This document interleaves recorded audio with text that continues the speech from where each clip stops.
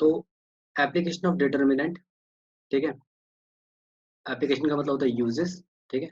Uses में हम लोगों ने आज का यूज सीखना है, linear equation in two variables को सॉल्व कैसे करते हैं। तो यहाँ पे सॉल्यूशन और डाल दो, solution of linear equation in two variable and three variable, जो कि आपके कोर्स में है, वो सॉल्व करना सिखाऊंगा मैं आपको। तो सबसे पहले लीनियर इक्वेशन होती क्या है, ये हम लोग पता करते हैं। तो लीनियर इक्वेशन कोई भी एक ऐसी इक्वेशन होती है जिसके अंदर वेरिएबल की मैक्सिमम पावर जो होती है वो 1 होती है, ठीक है। तो यहाँ पे वेरिएबल जो है वो है एक्स कॉमा वाई, दो वेरिएबल है, ठीक है। और इनकी मैक्सिमम पावर जो है वो 1 है, ठीक है। एक्स की मैक्सिमम पावर 1 है और वाई की भी मैक्सिमम पावर 1 है। तो जब भी आपके पास मैक्सिमम पावर 1 होगी तो उस टाइप की इक्वेशन लीनियर इक्वेशन कहलाएगी। और वेरिएबल अगर दो हैं तो इन टू वेरिएबल कहलाएगी, और अगर वेरिएबल तीन है, एक्स वाई और जेड आ जाता है, सपोज करो कि ए प्लस बी वाई प्लस सी जेड प्लस डी बराबर 0। तो यहाँ पे तीन वेरिएबल इन्वॉल्व हो गए, एक्स वाई और जेड, एक्स वाई और जेड। तो तीन वेरिएबल इन्वॉल्व हो जाएंगे तो linear equation in three variable जाएगा। मैक्सिमम पावर 1 होनी चाहिए, यहाँ पे ध्यान रखना आप लोगों को। डिग्री डिग्री जो है इक्वेशन की वो ऑलवेज 1 होनी चाहिए, 1 से ऊपर नहीं होनी चाहिए, ठीक है। तभी वो लीनियर कहलाएगा। अदरवाइज वो क्वाड्रेटिक में कन्वर्ट हो जाएगा 2 पावर के लिए, क्यूबिक में कन्वर्ट हो जाएगा 3 पावर के लिए, बाई क्वाड्रेटिक में कन्वर्ट हो जाएगा 4 पावर के लिए, और एंड सो ऑन, ऐसे करके बढ़ता चला जाएगा। फिलहाल अगर आपके पास दो वेरिएबल है, लीनियर इक्वेशन इन दो वेरिएबल है, और आपको क्या करना है, सॉल्यूशन पता करना है। सॉल्यूशन का मतलब ये होता है कि एक्स और वाई की वैल्यू पता करनी है। और अगर आपको एक्स और वाई की वैल्यू पता करनी है और आपके पास दो वेरिएबल हैं, तो मिनिमम आपके पास दो इक्वेशन होनी चाहिए। यानी कि यहाँ पर एक इक्वेशन से काम नहीं चलेगा, एक और इक्वेशन होनी चाहिए, ए एक्स प्लस बी वाई और प्लस सी बराबर में 0। लेकिन अगर दोनों इक्वेशन सेम होंगी तो सॉल्व कहाँ से होंगी, ठीक है। तो यहाँ पर वेरिएबल तो चेंज हो नहीं सकते, तो कोएफिशिएंट चेंज हो जाएंगे। तो a one x, e one y, c one बराबर 0, a two x, b two y और सी टू बराबर 0। दो इक्वेशन आ गई आपके पास, एक इक्वेशन और एक इक्वेशन। अब ये दोनों इक्वेशन सॉल्वेबल है। तो इक्वेशंस जो होती है ना, on the basis of number of equation, वो दो तरीके की हो जाती है, अंडर डिटरमाइन,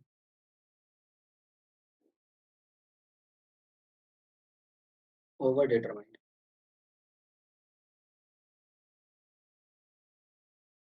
ठीक है, और एक डिटरमाइंड होती है। तीन तरीके हो जाते हैं।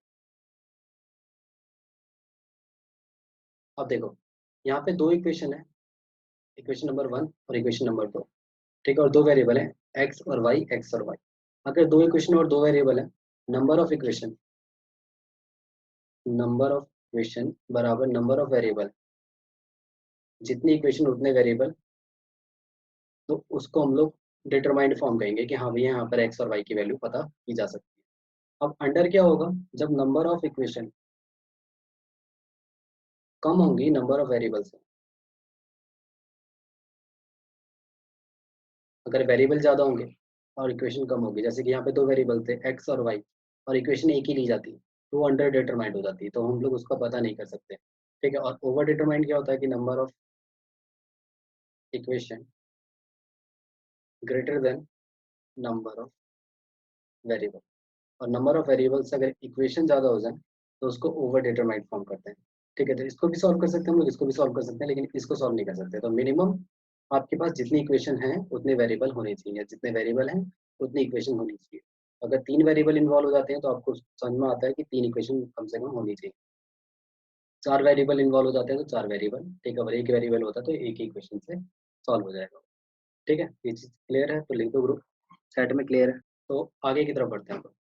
तो आगे की तरफ बढ़ेंगे तो सबसे पहले हम लोग दो बाय दो की बात करते हैं हम लोग।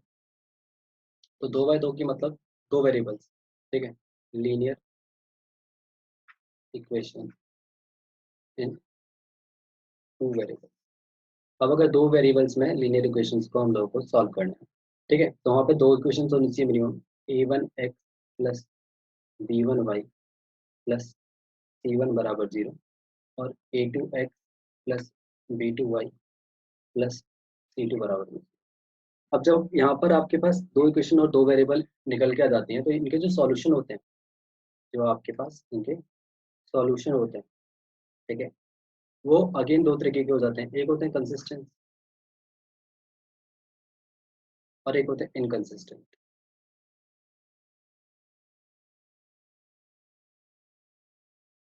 ठीक है। अब कंसिस्टेंट में आपके पास क्या होता है कि या तो फिर यूनिक सॉल्यूशन होंगे, या फिर मैनी सॉल्यूशन होंगे, और इनकंसिस्टेंट में नो सॉल्यूशन होंगे। 10th क्लास में पढ़ा होगा आप लोगों ने।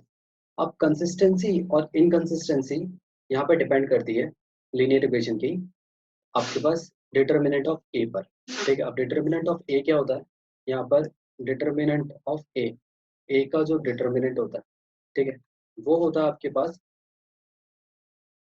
कॉफिशिएंट्स का डिटर्मिनेंट, या डिटर्मिनेंट ऑफ कॉफिशिएंट। अब कॉफिशिएंट के यहाँ पे A1, यहाँ पे B1, यहाँ पे A2, यहाँ पे B2। तो ए का डिटरमिनेंट बराबर होता है कॉफिशिएंट ऑफ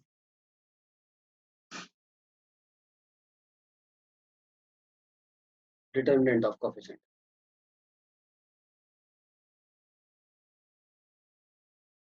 डिटरमिनेंट ऑफ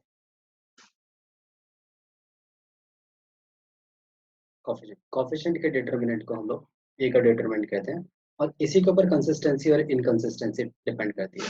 अब अगर कॉफिशिएंट ऑफ डिटरमिनेंट निकल के आता है 0, ठीक है, या पहले कंसिस्टेंसी की बात करें तो नहीं आता है 0, ठीक है, तो इसको कहेंगे हम लोग नॉन सिंगुलर मैट्रिक्स। पहले भी बता चुका हूँ मैं तुम लोग। और जो भी नॉन सिंगुलर मैट्रिक्स होगी उसी के सॉल्यूशन एग्जिस्ट करेंगे, यानी कि वही आपके पास कंसिस्टेंट मैट्रिक्स होगी। ठीक है, और अगर सपोज करो कि ए का डिटर्मिनेंट आ जाता है 0, तो ये होगी सिंगुलर मैट्रिक्स।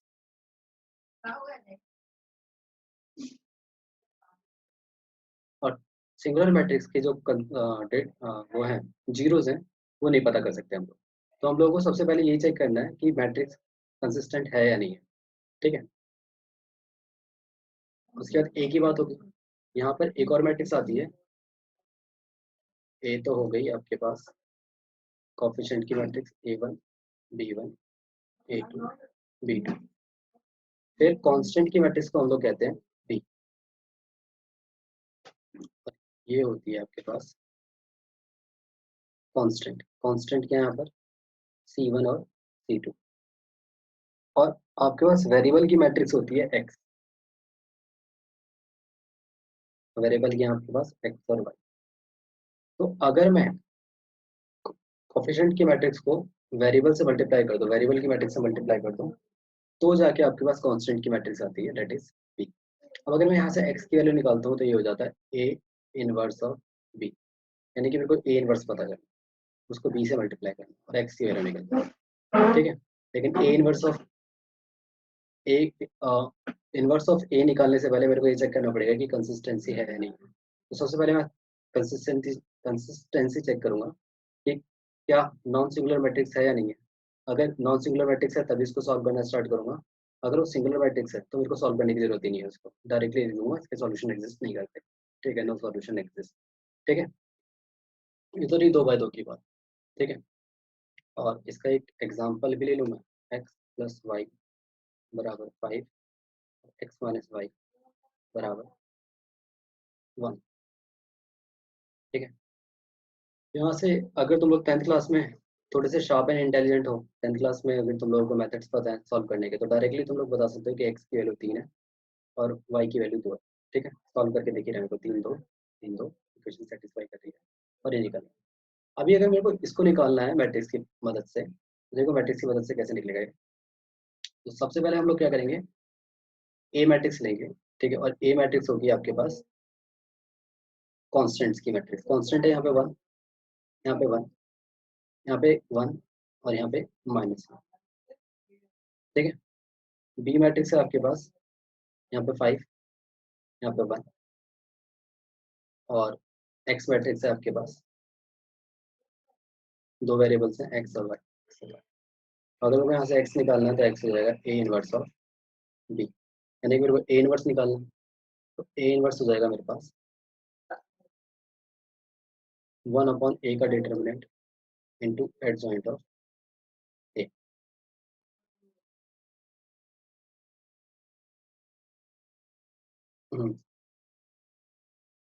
तो दोनों चीज़ें ईजी हैं। ए का डिटर्मिनेंट के लिए क्रॉस मल्टीप्लाई कर दो तो इसको हो जाएगा -1, एच हो जाएगा -1, तो -1 और -1 -2 हो जाएगा। एडजॉइंट ऑफ ए निकालने के लिए कोफैक्टर की मैट्रिक्स को, इसका 1 का कोफैक्टर होगा -1, इसका कोफैक्टर ये, ठीक है, इसका कोफैक्टर ये, इसका ये, ठीक है, और ऐसे ही उल्टा कर दो। फिर आपके पास 1 का कोफिशिएंट आएगा -1, 1 का कोफिशिएंट आएगा आपके पास -1, और -1 का कोफिशिएंट आएगा 1, ठीक है, और इसका ट्रांसपोज यानी कि ये आ जाएगा आपके पास -1 -1 और -1 और 1। अगला काम क्या यहाँ पर रख देना है, तो हो जाएगा 1/-2 एडजॉइंट ऑफ -1 -1 -1 और 1।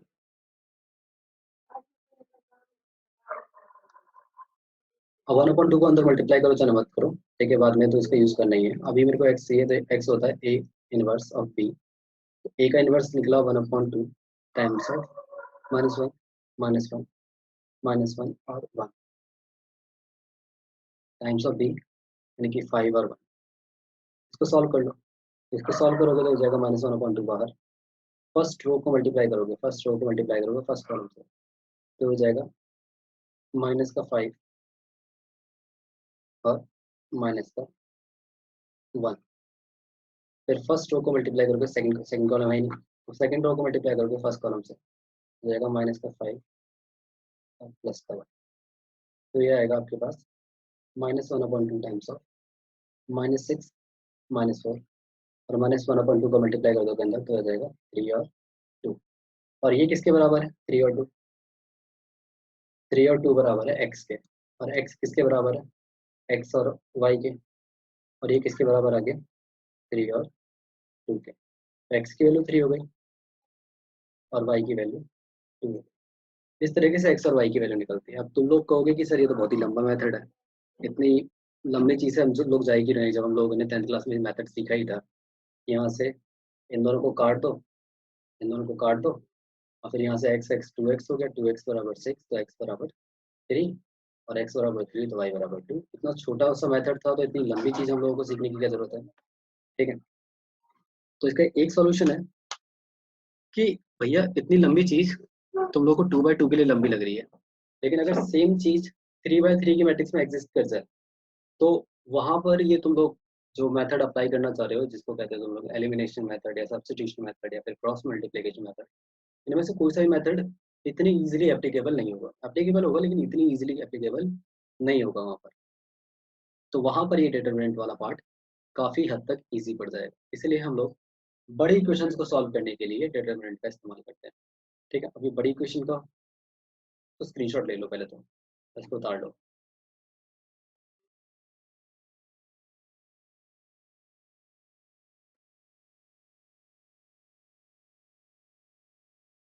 डन, शाबाश, सबका डन, बस पूजा का डन।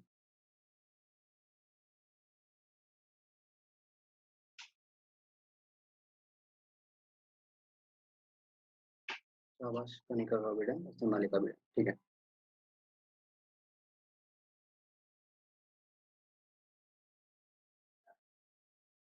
हाँ, तो अब 3/3 की बात करते हैं हम लोग यहाँ पर। तो 3/3 की केस में कैसी मैट्रिक्स दिखेगी हमें, 3/3 में कुछ इस तरीके से मैट्रिक्स दिखेगी कि A1 of x plus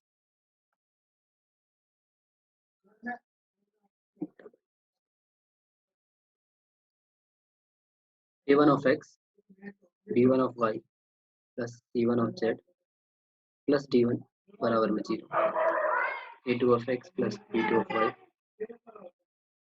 plus C2 of z plus D2 बराबर 0, और A3 of x plus B3 of y plus C3 of z plus D3 बराबर 0।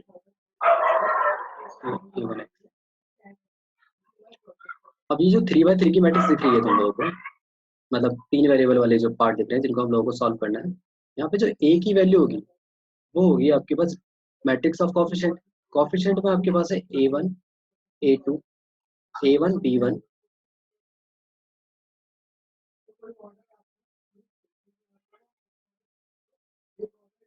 A1 B1 और C1, ऐसे आपके पास A2 B2 और C2 और A3 B3 और C3। ये आ गया ए। और X जो होगा वो होगा आपके पास X, Y और Z, क्योंकि 3 वेरिएबल है यहाँ पर। और B जो होगा, B होगा आपके पास, अगर तो तीनों के तीनों इसी साइड है तो तीनों को पॉजिटिव ले लोगे, D1 D2 और D3। और अगर तीनों इक्वल के उधर की तरफ है तब भी तीनों को पॉजिटिव ले लोगे। लेकिन अगर सपोज करो कि तीनों में से दो इधर है, एक उधर है, तो आपने क्या करना है, आपने ये करना है कि जो भी पॉजिटिव है उसको पॉजिटिव और जो नेगेटिव है उसको नेगेटिव पार्ट में ले लोगे। अगेन बात वही पड़ेगी यहाँ पर भी कि आपके पास आएगा A ऑफ X बराबर में B और X बराबर में A इनवर्स B। तो इस तरीके से आपके पास X की वैल्यू निकल जाएगी। लेकिन A इनवर्स निकालने से पहले जिसकी वैल्यू होती है 1/A का डिटरमिनेंट एडजॉइंट ऑफ A, आपको क्या चेक करना है कि A का जो डिटरमिनेंट है वो 0 के इक्वल नहीं होना चाहिए। ठीक है, सबसे पहले आपको यही चेक करना है। ठीक है, फिर आगे प्रोसीड करना है। पहले अगर ये 0 हो गया तो यहाँ पे 0, 1/0 इज नॉट डिफाइंड, और नॉट डिफाइंड तो नॉट डिफाइंड यानी कि A inverse not exist. Not defined या नॉट एग्जिस्ट दोनों एक ही चीज़ है। तो A इनवर्स ही एग्जिस्ट नहीं करेगा, जब A इनवर्स एग्जिस्ट नहीं करेगा तो B भी एग्जिस्ट, उसका मल्टीप्लिकेशन B के साथ एग्जिस्ट नहीं करेगा और फिर X की वैल्यू भी एग्जिस्ट नहीं करेगी। तो सबसे पहले काम आप लोगों को यही चेक करना है कि क्या ये जो A का डिटरमिनेंट है वो 0 के इक्वल तो नहीं है। अगर 0 के इक्वल है तो आगे सॉल्व करने की जरूरत नहीं, वहाँ पे लिख देना वैल्यूज, या फिर मैं कहूँ XYZ, या फिर वेरिएबल्स, या फिर जो भी आपके पास आंसर है, ठीक है, वो डज नॉट एग्जिस्ट। ठीक है, तो मैं 3x3 का एक एग्जांपल ले लेता हूँ, फिर आगे की तरफ पढ़ते हैं हम लोग। इसको स्क्रीनशॉट ले लो। तो सबसे पहले आप लोगों को क्या करना है, मैट्रिक्स में अरेंज कर लेना है। तो पहले ए की मैट्रिक्स हो जाएगी आपके पास 1 2 2 3। उसके बाद बी मैट्रिक्स हो जाएगी आपके पास कांस्टेंट की मैट्रिक्स, दैट इज 2 3। और एक्स मैट्रिक्स हो जाएगी आपके पास वेरिएबल की मैट्रिक्स, दैट इज एक्स और वाई। अभी आप लोगों को क्या करना है, आपको पता करना है ए का डिटरमिनेंट। ए का डिटरमिनेंट के लिए 3 2 6, sorry 3 1 3, 2 2 4, that is -1, that is not equal to 0, यानी कि गिवन सिस्टम है यूनिक सॉल्यूशन। तो इसके यूनिक सॉल्यूशन होंगे। तो यूनिक सॉल्यूशन होंगे तो फाइंड करते हैं हम लोग। फाइंड करने के लिए हमें पता है कि x बराबर होगा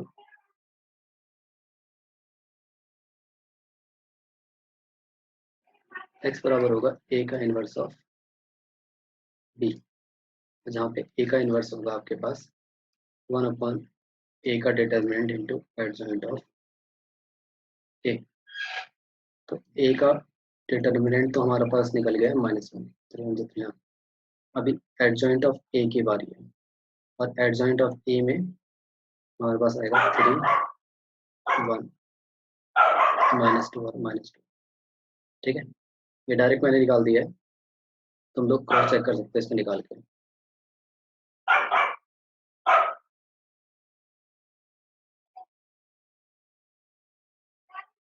तो हो जाएगा -1/1 इंटू एडजॉइंट है आपके पास 3 2।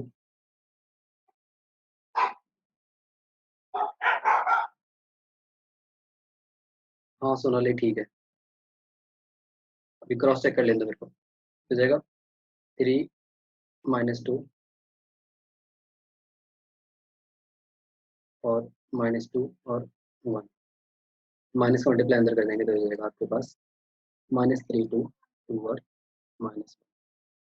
अभी आपको x निकालना है तो x बराबर होगा आपके पास a inverse of b।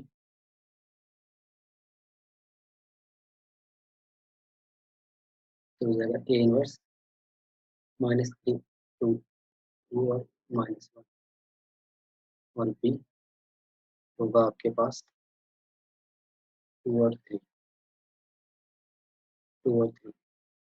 Multiply करेंगे फर्स्ट रो का फर्स्ट कॉलम में, तो 3 2 जा 6 और 3 2 जा 6, एक बार +6 एक बार -6। फिर सेकंड रो 2 2 जा 4 और 3 1 जा 3। तो हो जाएगा आपके पास 0 और 1। ये किसकी वैल्यू है? एक्स। अब एक्स और वाई की वैल्यू है कितनी? 0 और 1 वैल्यू है। कॉरस्पॉन्डिंग एलिमेंट को इक्वेट कर देंगे तो एक्स की वैल्यू 0 और वाई की वैल्यू 1 आ जाएगी। ठीक, इस तरीके से आपके पास एक्स और वाई निकल जाएगा।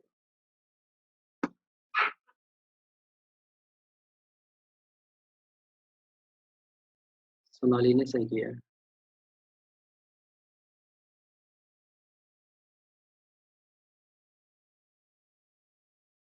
बाकी आप दोनों को समझ में आ गया तो ओके सर लिख दो।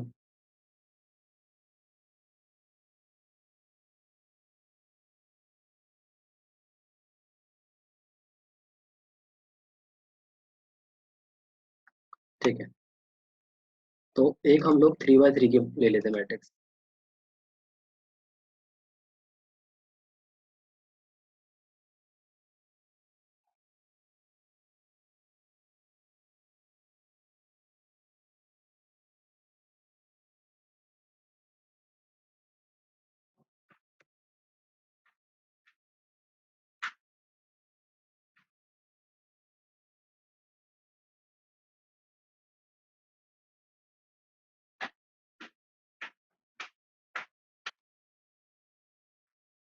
तो सबसे पहले आप लोगों को क्या करना है? ए निकालना है। एक होगा कोफिशिएंट ऑफ कांस्टेंट्स।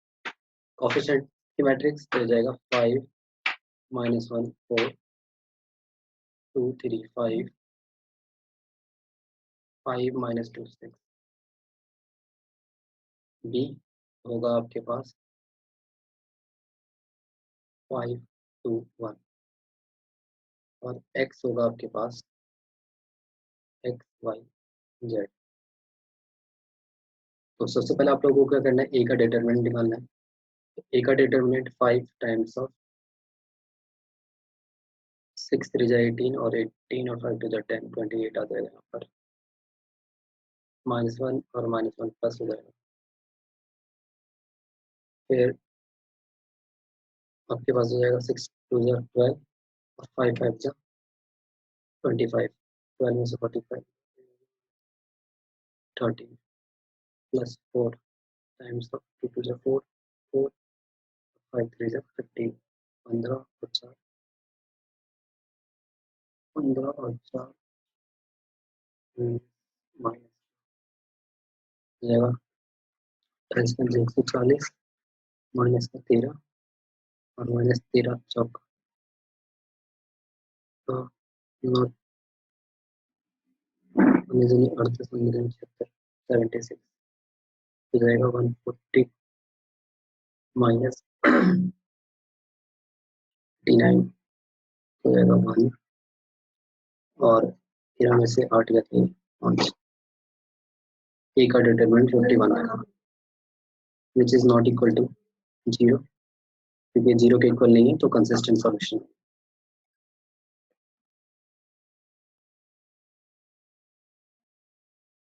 अब अगर कंसिस्टेंट सॉल्यूशन है तो हम लोगों को क्या करना है? एडजॉइंट ऑफ ए निकालना है। क्यों? क्योंकि ए का इनवर्स बराबर होता है आपके पास 1/a determinant of adjoint of A. ठीक है, और क्यों निकाल रहे हैं हम लोग ए का इनवर्स? क्योंकि एक्स बराबर होगा ए इनवर्स ऑफ बी। ठीक है, अब देखो 2 मिनट बचे हैं हमारे पास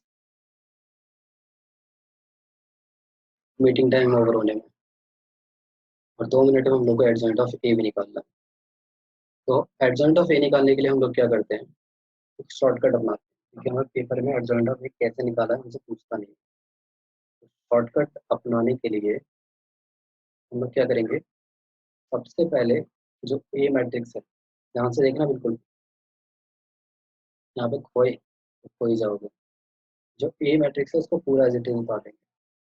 5 -1 4 2 3 5 5 -2 और 6। ठीक है,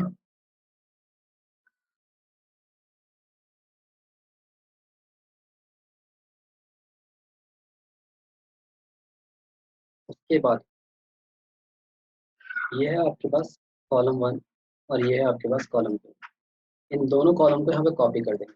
5 2 5 -1 और 3 और -2। तो टोटल कितने कॉलम आ चुके हैं आपके पास? टोटल कॉलम आ चुके हैं 5। 3 पहले से थे, 2 नए आ गए। 5 कॉलम आने के बाद आपके पास ऊपर की जो 2 रो हैं, ऊपर की जो 2 रो हैं, एक ये रही और एक ये रही, इन दोनों रो को नीचे कॉपी कर देते हैं। 5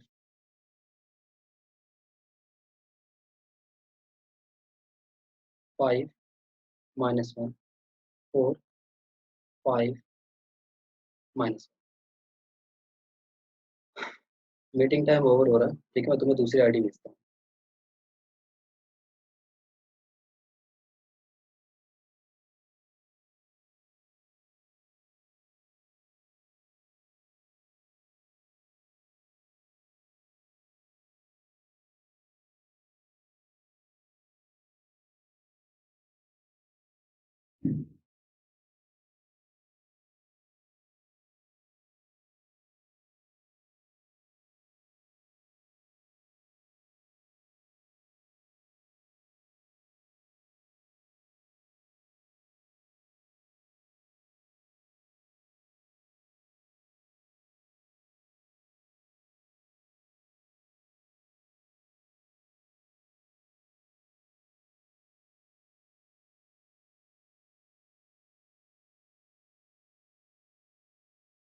हाँ, तो ये R1 कॉपी कर लिया, R2 कॉपी कॉपी कर लिया।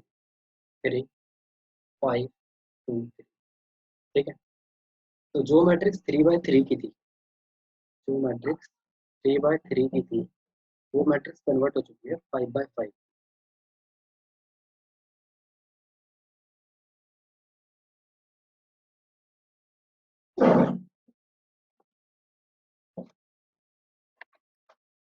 आगे सब, जो मैट्रिक्स 3/3 की थी वो 5/5 में कन्वर्ट हो चुकी है। एक्चुअल मैट्रिक्स ये रही।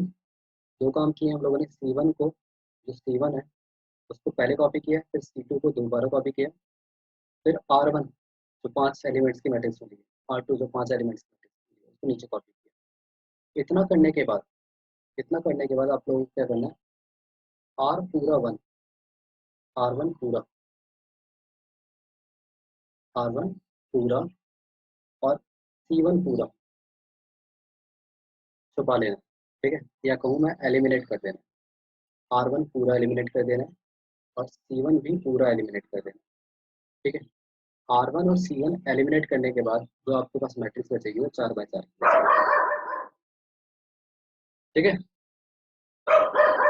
4/4 की मैट्रिक्स बचने के बाद आपको क्रॉस मल्टीप्लाई स्टार्ट करना है। इसको इधर, इसको इधर। ठीक है, क्रॉस मल्टीप्लाई करके जो एलिमेंट्स आ रहे हैं उनको यहाँ पे लिखना स्टार्ट करोगे। तो आपके पास आया 6 3 जा 18 और 5 2 जा 10। दोबारा देखो, 6 3 जा 18 और 5 2 जा 10, और 10 जो होगा वो जुड़ जाएगा 18 के अंदर, हो जाएगा 28। तो यहाँ पर लिख दोगे 20। ठीक है, सेकेंड टाइम यहाँ पर आओगे तो 5 5 जा 25 और 6 2 जा 12, और दोनों को अगर माइनस करोगे तो 13 आएगा। 13 को लिखोगे यहाँ। ठीक है, यहाँ से रो की तरफ से चलोगे और कॉलम की तरफ से लिखोगे। रो की तरफ से चलोगे, कॉलम की तरफ से लिखोगे। रो की तरफ से चलोगे, कॉलम की तरफ से लिखोगे, क्योंकि ट्रांसपोज होना होता है इसलिए। फिर 2 2 जा 4 -4, 5 3 जा 15 -15, -4 और -15 माइनस का 90। ठीक है, नेक्स्ट आता है आपके पास ये 4 2 जा 8 और 6 1 जा 6, माइनस माइनस प्लस, और 4 2 जा 8 माइनस का, फिर कितना आएगा आपके पास? -2। तो -2 को यहाँ पे लिखो। ठीक, फिर 6 5 जा 30 और 5 4 जा 20, दोनों को सब्ट्रैक्ट करोगे तो कितना आएगा? 30 में से 20 गया तो 10। फिर 5 1 जा 5 -5, 5 2 जा 10, -10 और माइनस माइनस प्लस, तो +10 में से -5 गया तो 5। फिर ये सेकंड कंप्लीट हो गया। थर्ड के लिए 5 1 जा 5 माइनस का, और 3 4 जा 12 -5 और -12 -17 -17 यहाँ पर। फिर 4 2 जा 8 5 5 जा 25 25 में से 8 में से 25 गया है या 25 में से 8 गया, बचेगा आपके पास 17 भी -17। फिर 5 3 जा 15 और 2 1 जा 2 15 प्लस का और 2 भी प्लस का 15 आ गया है। तो ये एडजॉइंट ऑफ ए है। अगर समझ में आ गया तो ओके सर लिखो, नहीं आया तो नो सर लिखो, ताकि मैं दोबारा कोशिश करूँ समझाने की।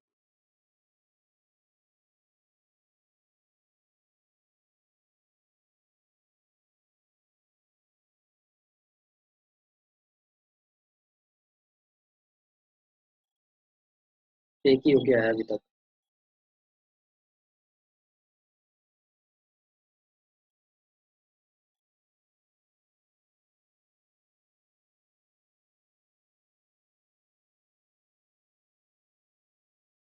सोनाली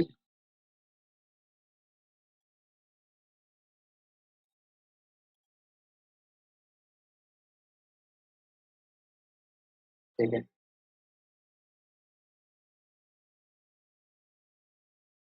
दोबारा देखो, नहीं आया समझ में।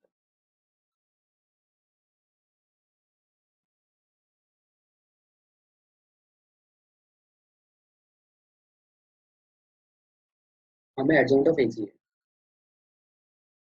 एडजॉइंट ऑफ ए चाहिए, ठीक है। इसके लिए हम लोगों ने क्या किया, जो ए मैट्रिक्स है, ये देखो ए मैट्रिक्स, ये वाली, ये ठीक है। इस ए मैट्रिक्स को उठाया मैंने, यहाँ पे लिखा 5 -1 4 2 3 5 5 -2 और 6, ठीक है।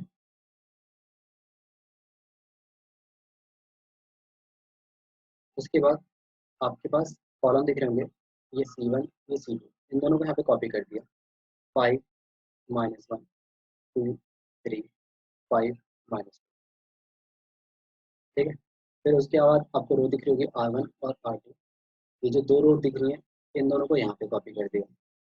5 -1 4 5 -1 2 3 5 2 3,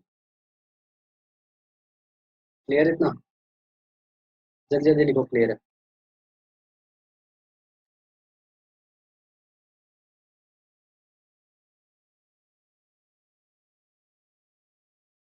ठीक है। उसके बाद सोनाली को नहीं आया था ना, समझ, सोनाली क्लियर है?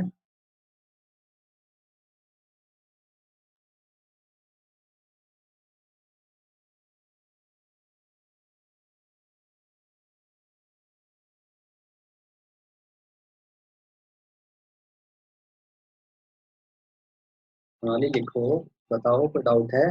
चले आगे।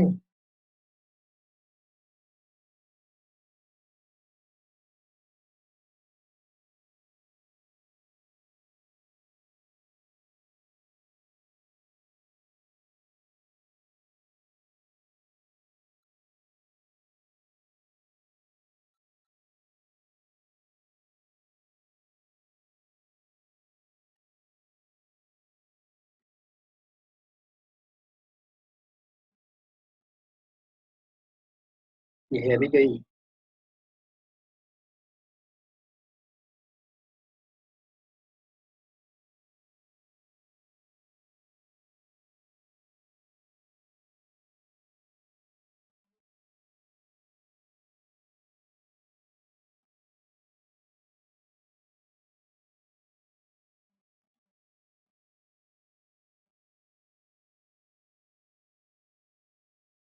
बाकी लोग फर्स्ट रो छुपा लेनी है, फर्स्ट कॉलम छुपा लेना एंटायर। तो जो 5 बाय 5 की मैट्रिक्स थी, वो अब 4 बाय 4 की मैट्रिक्स हो चुकी है।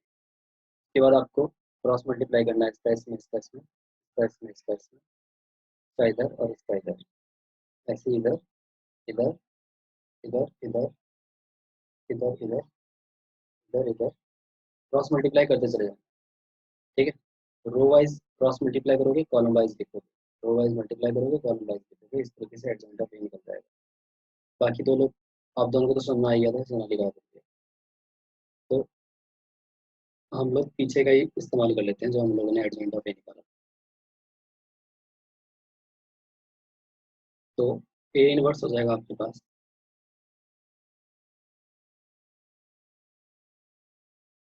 ए इनवर्स हो जाएगा आपके पास 1/a determinant that is 51, bracket में एडजेंट ऑफ ए 28 -2 -17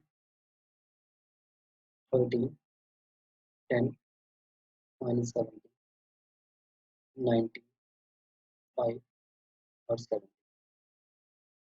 ठीक है, अभी इसको हम लोग को सॉल्व करने की जरूरत नहीं है, इसको अंदर मल्टीप्लाई करने की जरूरत नहीं है क्योंकि हम लोग इसको बाद में भी इस्तेमाल कर सकते हैं। तो अभी हम लोग को x चाहिए, तो x बराबर था a इनवर्स ऑफ b, और a इनवर्स की वैल्यू है 1/51, बाहर ले लो उसको, और 28 -2 -17 -17 और 17 10 5 13 और 90 इनटू में b, b की मैट्रिक्स थी 5 to 1 5 to 1। अब मल्टीप्लाई करना हम लोगों को 1/51 तो एज इट इज बाहर है। ठीक है, अब इसको मल्टीप्लाई करेंगे फर्स्ट रो फर्स्ट कॉलम के साथ। 28 5 जा 140, ठीक है, 2 2 जा 4 और 17 1 जा 70। फिर सेकेंड रो फर्स्ट कॉलम 13 5 जा 65, 10 2 जा 20 और 17 1 जा 70। First row sorry third row first column 19 5 जा 95, प्लस 2 5 जा 10 और प्लस 7। ठीक है, ये हो जाएगा 1/51। 140 में से 21 गया तो ये हो जाएगा 119।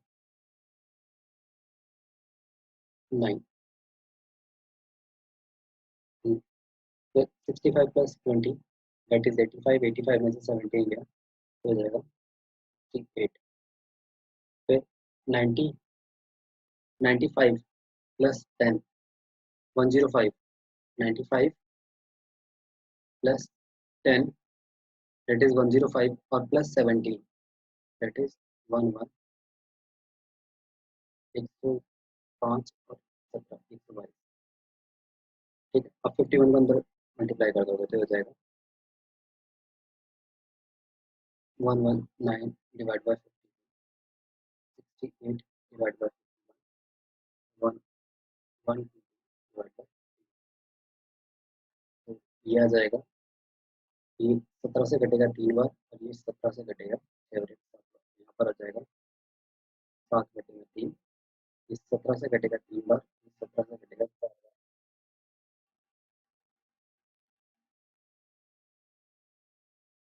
कटेगा 4/3। और ये कट रहा है, ये 3 से कट रहा है, 3 से कटेगा 17 बार, ये 3 से कटेगा, 3 से कटा नहीं कट रहा है, ये वाला नहीं कट रहा,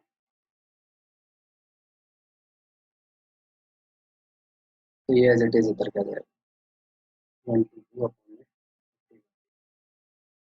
तो आपके पास x की वैल्यू हो जाएगी 7/3, y की वैल्यू हो जाएगी 4/3 और z की वैल्यू हो जाएगी 1/22। ठीक है, ये आपके पास आंसर है।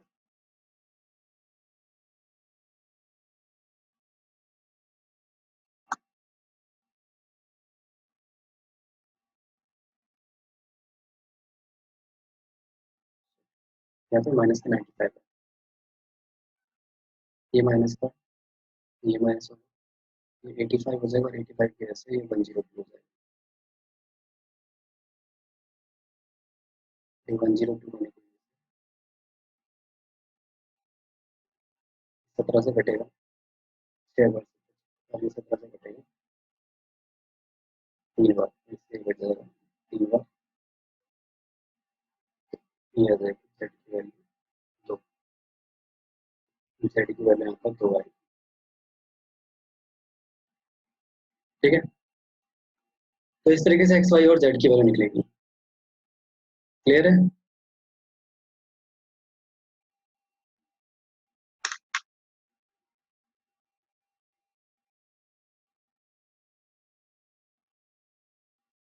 पूजा।